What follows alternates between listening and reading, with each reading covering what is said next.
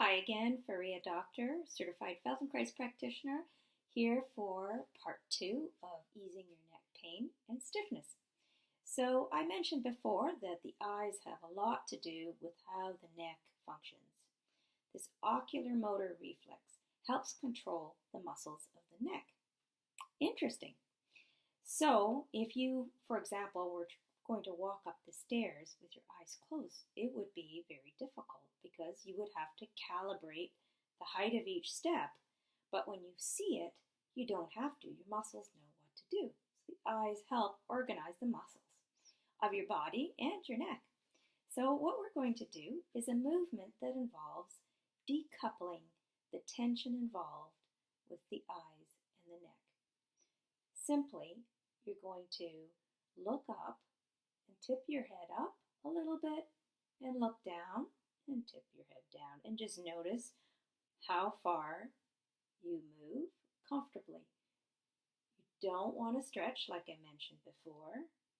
You don't want to pull anything, and you want to be able to breathe comfortably and not add any unnecessary tension to the movement.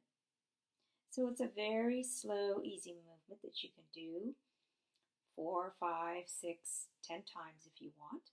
And then the next step is to go opposite with your eyes. So when you tip your head up, you're going to look down, like down along the bridge of your nose. And then as you tip your head down, you're going to look up. And just do that. I know it's a bit awkward, and you'll find yourself getting a little mixed up, and that's normal. But just do it a few times. You're looking up as your head comes down, looking down as your head goes up.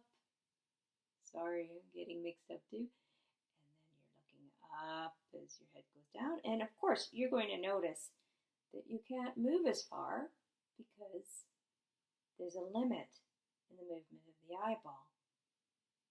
So once you've done that, maybe 10 times, you take a little break, because quite often when you do something that's unusual, non-habitual, well, sometimes you stop breathing.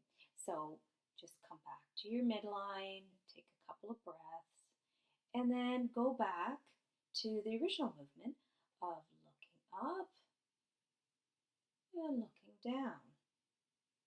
And you will notice that amazingly, your range has improved. It's amazing. And the reason why it's so cool is because you have inhibited or decoupled the tension involved in organizing the neck with the eyes. So when you do a non-habitual movement, you end up improving your range of movement.